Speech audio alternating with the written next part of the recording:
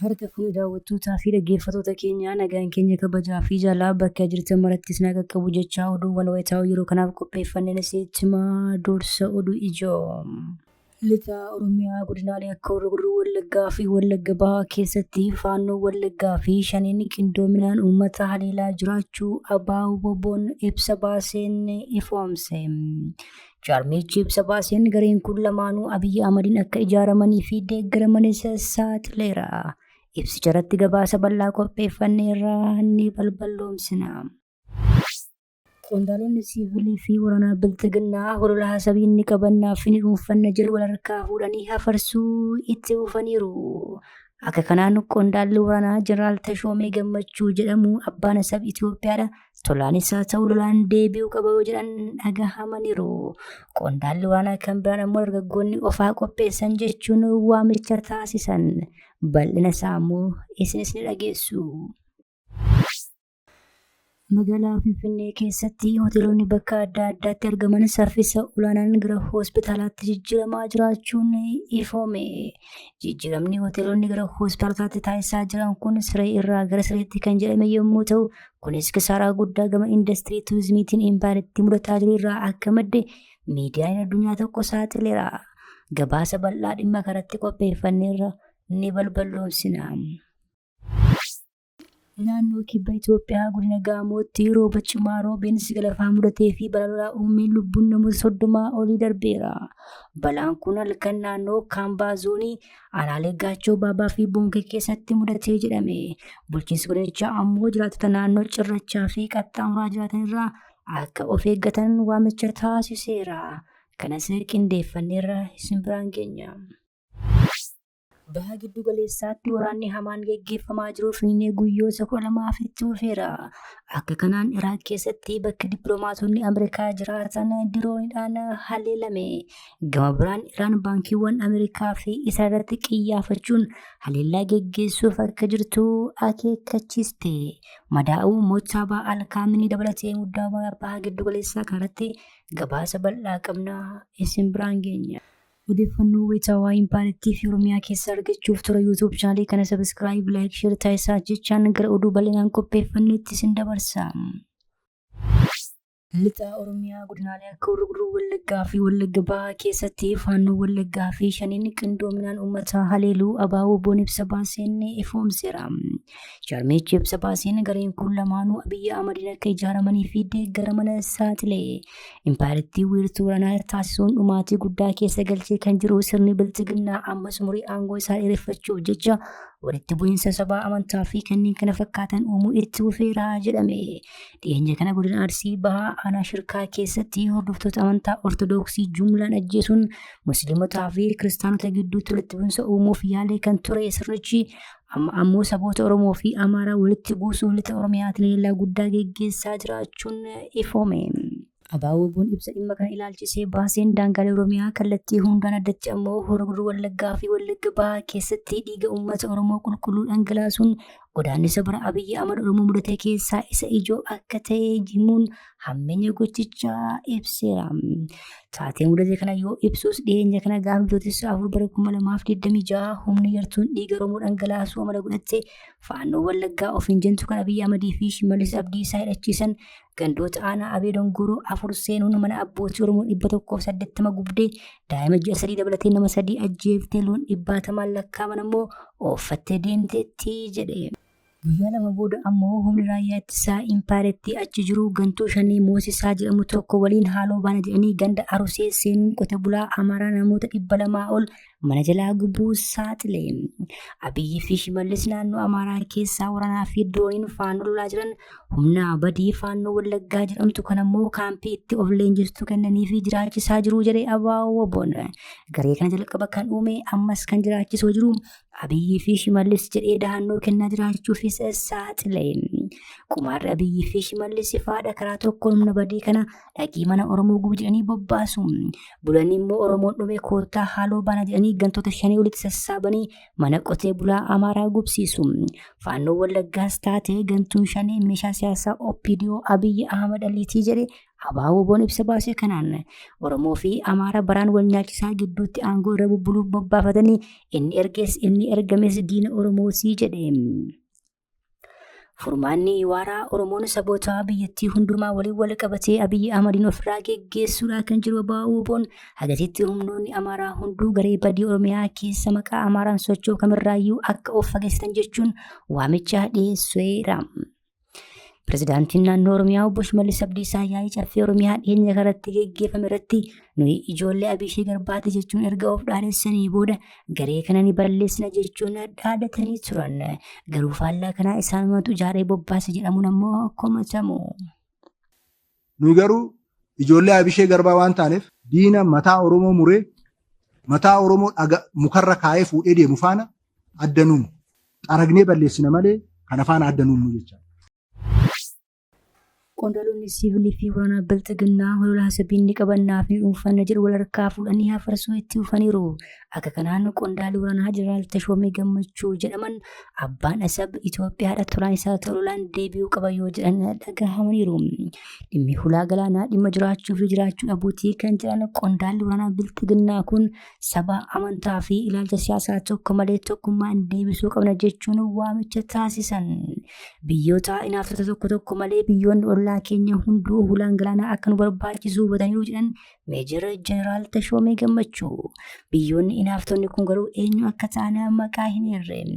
Jeneraalichi asabiin yoo Itoophiyaa ittiin fayyadamne ni badas jedhaniiru. Jeneraal Tashoomee Gammachuu kana kan dubbatan simpooziyemii dhimma hulaa galaanaa fi buufata doonii ilaalchisee godambaa Adwaa kan Birbirsa Gooroo yookiin Piyaasaatti argamutti geggeeffame irrattidha. Hulaan galaanaa kennanii fudhachuun osoo hin taane karaa bilisaayyoonuuf kennamuu qabaa ture. Inaaftonni garuu kan dhoowwataniiru jechuunis dabaluun dubbatan. Asaba jalqabumayyuu diizaayinii isaa gaafa hojjetame Itoophiyaa akka tajaajilu godhameetu jechuun kan dubbatan qondaalli waraanaa buleessi kun gaalonni Eertiraa akka dhuganiif hin eeyyamnu jedhaniiru. ግን አሰብ የሚባለው ወደብ ራሱ ሲሰራ ዲዛይንድ ሲሆን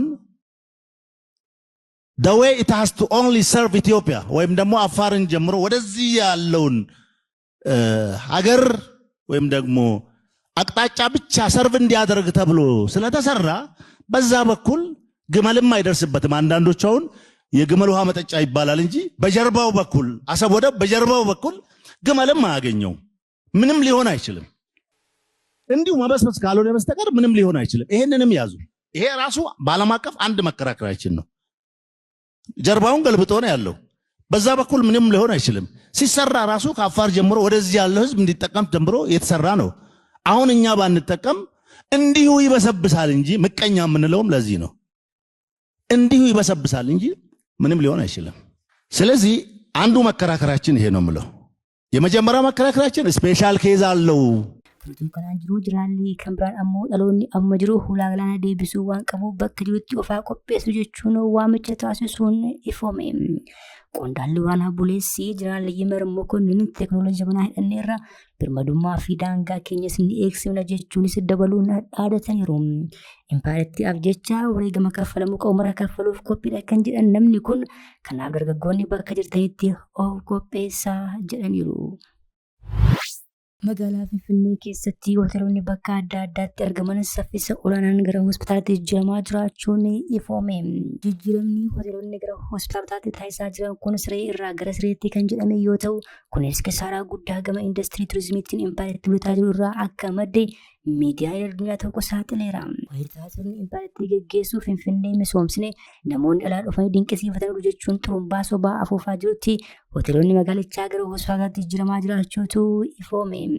Kunis magaalattii keessatti sochiin turizimii gadi bu'aa dhufu irraa akka madde himamuun dinagdee magaalattii irratti illee dhiibbaa guddaa qabaa jedhame. Namni yeroo darbee Finfinnee daawwate har'a hoteela duraan beeku tokko yoo deeme gara hospitaalaatti jijjiiramee arguu danda'as jedhame. Hoteelonni yeroo tokko turistoota simatanii sagalee bashannanaa fi sirna cidhaatiin beekamanii turan amma immoo halluu fi bifa isaanii jijjiirrachuun ogeessota fayyaa uffata adii uffatanii fi dhukkubsattootaaf bakka tajaajila ta'aniiru jedhame.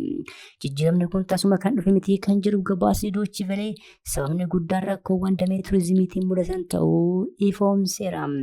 Fakkeenyaaf hoteela beekamaan Affaarnees Hotel jedhamu amma hospitaala waliigalaa Laanseet jedhamee ta'ee siree 120 qabuun tajaajila kennaa jira jedhame. Akkasumas hoteelli duraan naannoo buufata xiyyaaraa Booleetti argamu Sky Gate Hotel jedhamu amma Itiyoo Istaanbul Hospitaal jedhamuun tajaajila fayyaa kennaa jira. Hoteela seena qabeessa Harraambee kan yeroo duraanii dhaabbata tokkummaa Afrikaaf ragaa ta'e amma qarshii miliyoona 300 haaromfamee gara kilinika ispeeshaalistii dhukkubsattoota keessaa qulqulluu Uraayilitti jijjiirameera. Akkasumas Yoordaanos Hotel gara Meqres Hospitaalitti jijjiirameera. Sheel Hotel ammoo Waashingiteen Hilzii gareetti jijjiiramuutu ifoome. Pirezidaantiin Federeeshinii hojjettoota hoteelaa fi turizimii Impaayiritti Dr. Fitee Waldasanbata akka jedhanitti weerara COVID-19 fi rakkoon nageenyaa damee turizimii cimaa miidheera. Hoteelonni galii dhabaniiru garuu liqiin baankii hin dhaabbanne. Baay'een investiroota liqii baankiitiin waan hojjetaniif baasii fi dhala liqii baachuu dadhabanii gara damee fayyaa kan bu'aa fooyya'aa qabutti fuula isaanii deebisuu ibsaniiru. Akka ibsa isaaniitti ijaarsi hoteelotaa qindoominni kutaalee ciisichaa fi sirni bishaanii isaanii dhaabbata fayyaa ta'uun salphaa taasisaa jedhame. Kanaafis ijaarsa haaraa ijaaruu irra hoteela duraan ture haaromsuun yeroo fi baasii guddaa qusachuun akka danda'amullee himaniiru. Haa ta'u malee jijjiiramni kun yaaddoo biraa fidee dhufeera. Impaayirettiin yeroo dhiyootti walgahii addunyaa Kooppi Kilaayimeet Konfireensi simachuuf qophiitti jirti. Walgahii kanaaf ammoo keessummoonni hedduu waan dhufaniif hoteelonni gara hospitaalaatti jijjiiramuun bakka bultii gahaan jiraachuu dhabuun mala jedhu sodaa jedhu uumeera. Bulchiinsa naannoo kibba Itoophiyaa godina Gaamootti rooba jabaa naannoo gaarreen irratti roobeen balaa sigalafaa fi lolaa mudateen yoo xiqqaate namoonni 30 du'uu aangawoonni godinichaa beeksisan. Bulchiinsi godina Gaamoo balaan kun rooba walitti fufiinsaa fi yeroo isaa malee bitootessa 9 hanga ganama bitootessa 11 bira 2026 roobeen kan uumame ta'uu ibse. Dabalataas balaan lubbuu namoota hedduu kanaa galaafate ganda hedduu aanaalee 3 keessatti argaman miidhuullee ifoomseera. Namoota balaa kanaan lubbuu isaanii darbe keessaa haadhaa fi ijoollee ishee 2 kan aanaa Boonkee ganda Yeelaa keessatti utuu mana jiran lafti ittiin sigigaachuun battalumatti lubbuun darbuun ibsameera. Abbaan maatii kanaa balaa kanarraa oolus miidhaa cimaa irra gaheen buufata fayyaa Boonkee geessootti yaalamaa jiraachuutu ifoome. Qondaalonni mootummaa akka mirkaneessanitti aanaa kaambaa naannawaa magaalaa Baaltaa keessatti lolaata isaatiin namoonni 2 du'aniiru. Aanaa Gachoo Baabaa ganda Maazoo isaatti ammoo balaa sigalafaatiin namoonni 6 du'uutu ibsame. Dhoqqee fi dhaqaqaa sigalafaa irraa dhufeen akkasumas lolaadhaan daandiin geejjibaa waan cufameef sochiin namootaa fi hojiin gargaarsaa rakkisaa ta'uu qondaalonni ibsaniiru. Hoogganaan waajjira sodaa balaa godina Gaamoo Masfiin Maanuukoo miidhaa aanaa Boonkee fi Gachoo Baabaa irratti qaqqabeen gocha suukkanneessaadha jechuun ibsan. Dabalataan guutuu lageen Kulfoo fi Seegoo bu'uuraalee misoomaa fi dhaabbilee magaalaa Arbaa Mincii fi aanaalee naannoo sanaa irratti miidhaa guddaa geessisuulee dabaluun ibsaniiru. Qondaalonni naannichaa akka ibsanitti roobni waqtii bonaa itti fufuu isaatiin balaan dabalataa mudachuu akka danda'u akeekkachiisaniiru.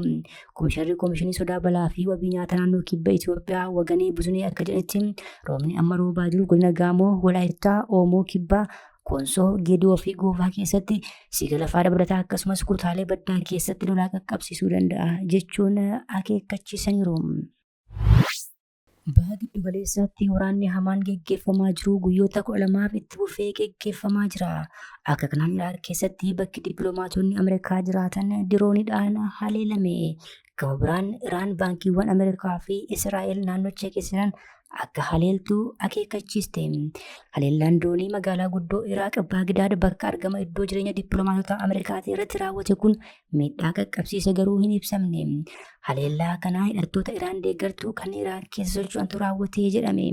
Dirooniin kun teessoo dippiloomaatota Ameerikaa kan handaara buufata xiyyaaraa magaalaa Baagdaad jiru irratti haleellaa raawwatte. Bakki kun wiirtuu gargaarsaa fi tumsaa dippiloomaatota Ameerikaa ta'uun tajaajila. Rooyiters maddeen keessa beekan obeeffachuun akka gabaasetti haleellaan diroonii kun gamoo garuu miidheera. Akka gabaasa Waashingiteen Poostitti ammoo dirooniiwwan gara gamoo kanaatti argaman 5 keessaa qilleensa irratti rukutamanii kufaniiru. Gama kaaniin kaaba Iraaq bakka Erbil jedhamutti dirooniiwwan 3 qilleensa irratti qolatamaniiru. Kanaanis miidhaan qaqqabee hin ibsamne. Buufanni humna waraanaa Ameerikaa cina buufata xiyyaaraa Erbil keessatti argamee jira. Iraan haleellaa haaloo ba'uuf geggeessituun bakka irratti xiyyeeffatteetti. Kun kanaan otoo jiruu dubbii himaa humna waraanaa Iraan Kaatam Albiyaa Haleellaa Iraan keessatti baankiiwwan irra gahaa jiru haaloo ba'uuf baankiiwwan Ameerikaa fi Israa'el naannicha keessatti argaman haleeluu akka danda'an akeekkachiise. Ibraahim Zulfaargaarii namoonni naannicha keessa jiran bakka baankiiwwan kunneen jiranitti fageenya kiiloomeetira tokko keessatti argamuu hin qabanii jedhe. Diinni akka nutti giddugala dinagdee fi baankiiwwan isaanii haleelluu daandii saaqaniiru. Baankiiwwan Ameerikaa fi Israa'el ni haleelamuu jedhe. Miidiyaan Iraan akka gabaasetti gamoon baankii mootummaa biyyattii magaalaa Tiraan keessatti argamu Seepaa Baank haleelameera. Kibxata tajaajila baankiiwwan mootummaa lameen Seepaa fi Meelii adda cituu miidiyaaleen Iraan gabaasaniiru. Haleellaan diroonii fi misaayilaa Iraan gara Israa'elee fi buufataalee waraanaa Ameerikaanotaa keessatti argaman irratti raawwattus itti fufeera. Biyyoonni baha giddu galeessaa haleellaa Iraan ofirraa qolachuu irratti xiyyeeffatanii akka jiran ibsaa jiru. Oomaan diroonii tokko rukuttee kuffisuu fi kaan ammoo galaana keessatti dhidhimsuu himte. Kaatar ammoo misaayilota Iraan dhokaafaman qolachaa jiraachuu himti. Duraan Iraan opereeshinii kanaan dirooniiwwanii fi misaayilota 35 gara Iraanitti dhokaasuu ibsitee turte. Odeeffannoo ganama har'aa baheen ammoo hoogganaa olaanaan haaraa Iraan Mochaabaa Kaameenii oduun madaa'uu isaanii dhagahamee ture. Haa ta'u malee yeroo ammaa kana nagaa qabu jedhameera. Hoogganaan kun haleellaa irratti raawwatamee madaa'uu fi yeroo ammaa kana haala gaariirra jiraachuu BBC, Reuters dabalatee miidiyaaleen addunyaa ifoomsaa jiru. Kabajamtoota hordoftoota keenya oduun sa'aatii kanaaf qabannee dhiyaanne kana gammachuu hordoftan ture. Oduu biraan hanga walitti deebinutti nagaa ta'a. Haga dhagahaa.